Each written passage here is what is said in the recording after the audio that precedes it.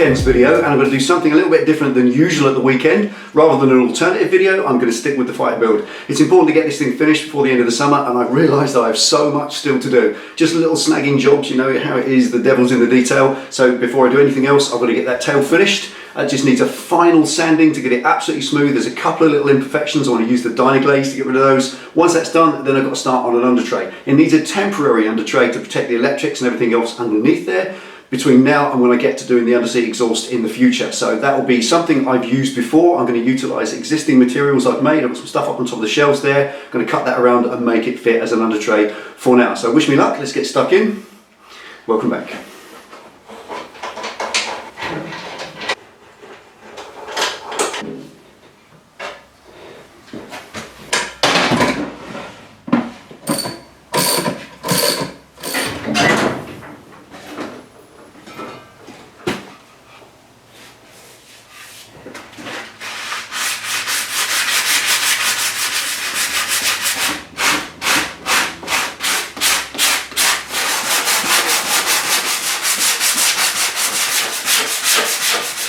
Right, this yellow primer isn't nearly so dusty as filler, so I can just take mask off for a minute and just show you this. That kind of demonstrates each one of these white spots was a high spot, and where I've been previously sanding along to get the shape, I've been putting flat spots in. So as you come that way, you're then taking them out, obviously sanding with a block. And if you've never done this yourself and you want to get into it, on 99% of you probably know this, but if you sand with a block, what I use, this stuff, it's hard foam, hard packing foam. You can use the sander and grind it into shapes. So you kind of do a round top and a flat bottom, and with the round top you can put the paper on and you can sand in a curve, so in there, and with outside curves you can sand with a flat. You can also use these Lloyd blocks. Seen these? You can buy those in the DIY stores. You can use them sandy, but when they've finished and they're all the sandy bit of them's gone, don't throw them away. Again, you can use them as a sanding block to wrap paper around, and you get a more absorbent. This stuff's quite firm, quite resilient and hard. These are a lot squidgier and softer. So as you carry on sanding, your block that you sand with becomes softer, so effectively you get a more perfect finish. And finally, with this little bit, never sand to remove material, never sand with your hand, because all you'll end up is, if you've got 3 fingers there sanding, you'll get 3 ridges that you'll groove in it, because where it presses is where it will cut, and effectively you'll end up with a misshape. And also, if you've got imperfections in the surface, like that sticking up, if you rub it with a block, it just rubs that imperfection down until it's gone. If you're rubbing with your hand and a piece of sandpaper on an imperfection, you'll just go over it like a tyre rolls over a pebble, and you'll rub all around it as well. So you'll end up not rubbing out the imperfection, but you'll end up rubbing out all around it. So a block is essential for getting things absolutely flat. And if you're interested, sticky hard foam. You can buy this stuff for sanding purposes, but literally I got a big lump of it, just old packing foam, and you can do it yourself. You can use loft insulation, not the fiberglass rollout stuff. I mean the stuff that goes around pipe lagging. That stuff, you can use that as well. Anything that you can carve into a shape that is kind of soft and squishy and hard, including these blocks. So there we are, little tip for you. So that's that lot. As you can see, all of those were high spots. I'm going to carry on, but the other side to do.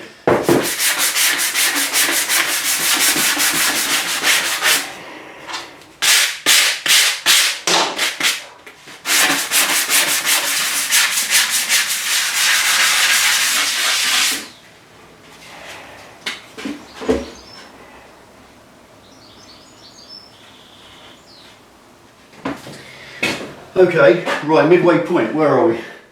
10:45, so an hour, that's it.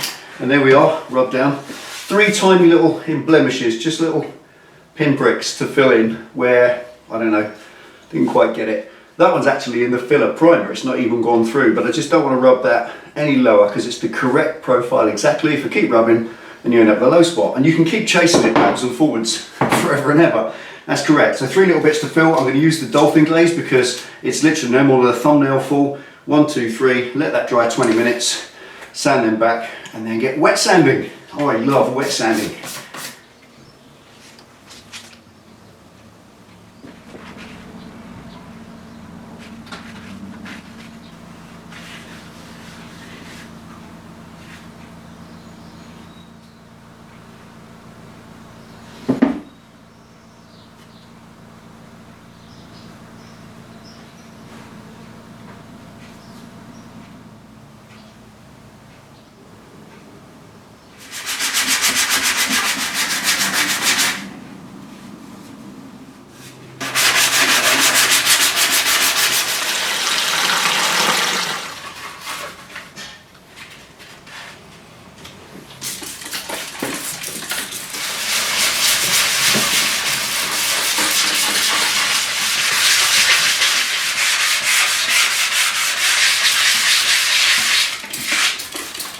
Right, I just want to cover this quickly.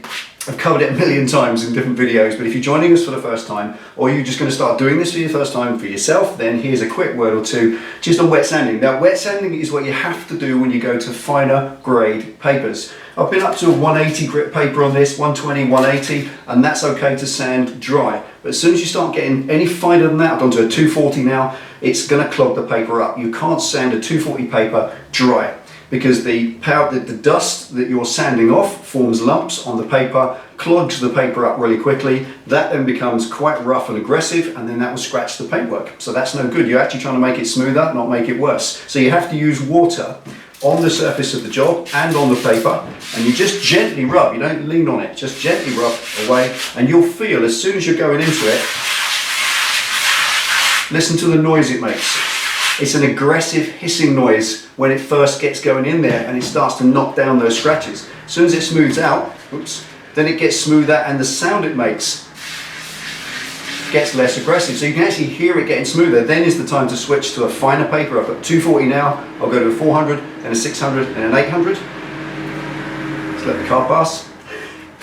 And then eventually, once I've got the whole thing really smooth, an 800 grit, then I can put a coat of paint over the top. Because as we all know, I think, the secret to a good paint job is what's underneath, not the paint itself. All you're doing is covering up what's under it, and what's under it has to be perfect first. So here we are, 240 first, wet sand all over, and keep going until it's really, really smooth.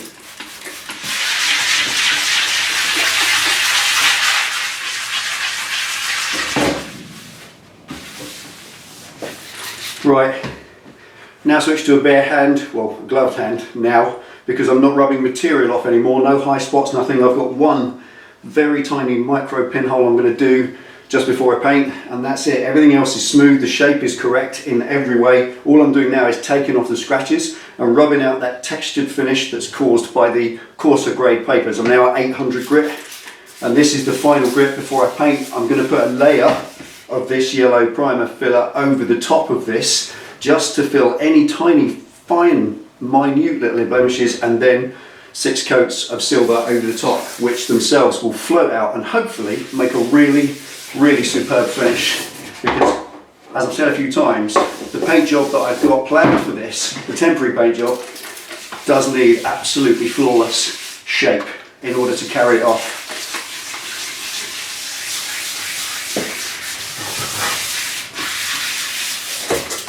Right, time for a clean up. There's one tiny little blemish just there, and it's right on the top and it's right visible, so I'm not going to leave it. Just a tiny spot of dolphin glaze in that.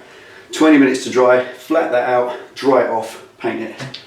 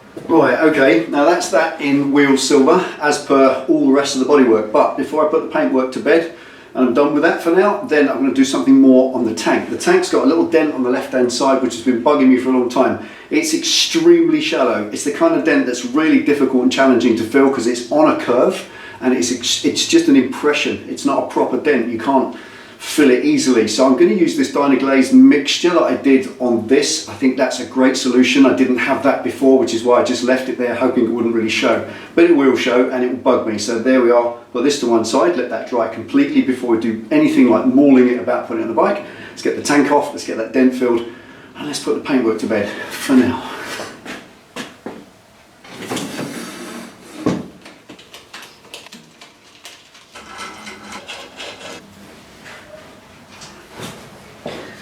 Right, now I don't know if you can see it, it's barely visible. There's the offending dent, it's a little thing right down the bottom. Probably just been leant on or something with a knee or something like that, but it's there. Clearly visible from this angle when you're looking across the dent. And it's visible in all shadow light, so it's got to be gone. Let's deal with it.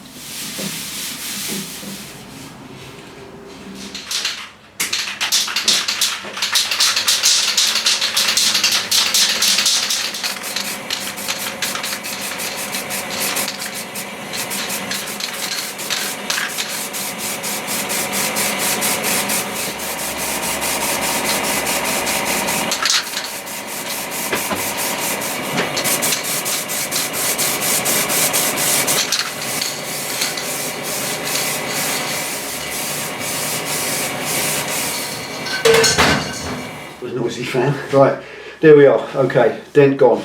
That dolphin glaze is absolutely amazing. You've totally done the job again. Superb. The dent's completely gone. It's absolutely smooth and flat. Lovely. There's a little ring there, but that's in the paint, and that's because it would need perhaps now wet sanding and then another few layers of base coat, then wet sanding again until it's perfect. But as far as the actual dent fill is concerned, done. Tick. Awesome. Right, now I'm going to bung this on the bike with the tailpiece, so at least it's all bolted on. Once that's done, let's see if we can make a little start on the Undertray. It's 3:45, ripped through the day. This has taken an awful long time, most of it drying times, you know the drill, but at least if we can start the Undertray, I'll feel better. So let's get cracking. Wish me luck.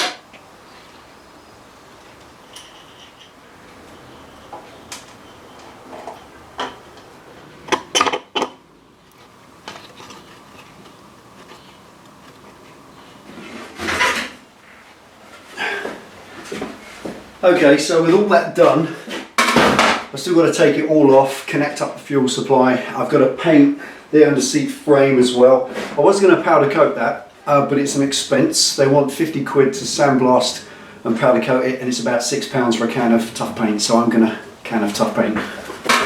Right, this, you'll remember this.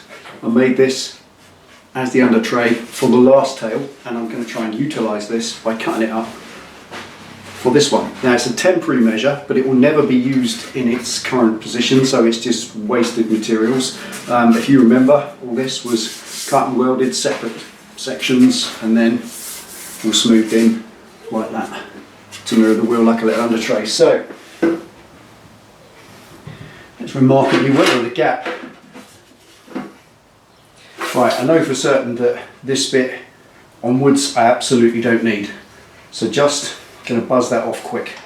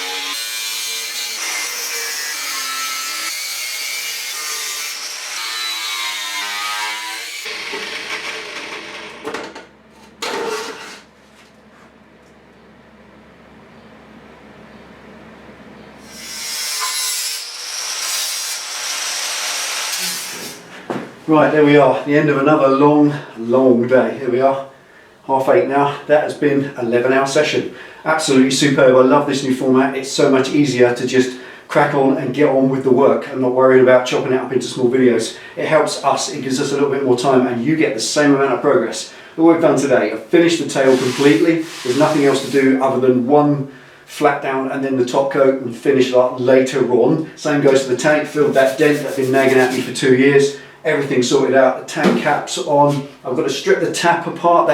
This tank hasn't had fuel in it for 2 years. So that tap, if I put fuel in there now, it will leak. I guarantee it, just because all the seals have shrunk back. So I'll probably get a seal kit and rebuild the tap before I put anything else, just belt and braces. Then I can stick some fuel in it, connect it up and start this thing up after 2. But actually it hasn't been started for about probably 10 months in reality. That's still a long time, still potential issues with the carbs. I'm not looking forward to that, so wish me luck. Anyway, Undertray so far. This is obviously isn't finished. This is it so far. It fits into the space like that. As far as connection to the bike, I'm going to pop some little pins in the top there.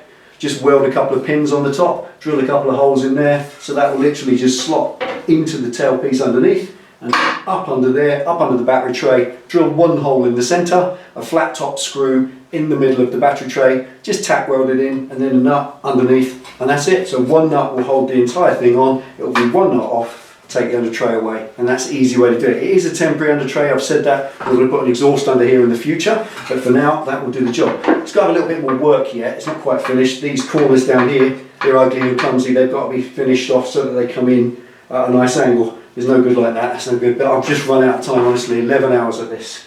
8:30 now. I'm going to call it done. So there we are. That's it. I'm going to update the board, put us exactly where we are. I think it's about, we're pushing 700 hours now, but I'm not counting anymore. I'm just pushing forward, getting this done. So there we are. Thank you for all your kind comments, your amazing feedback. It really is driving me forward. Thank you for the feedback on the new format. I appreciate that too. Take it easy. Enjoy your weekend. Ride safe. I'll see you next time.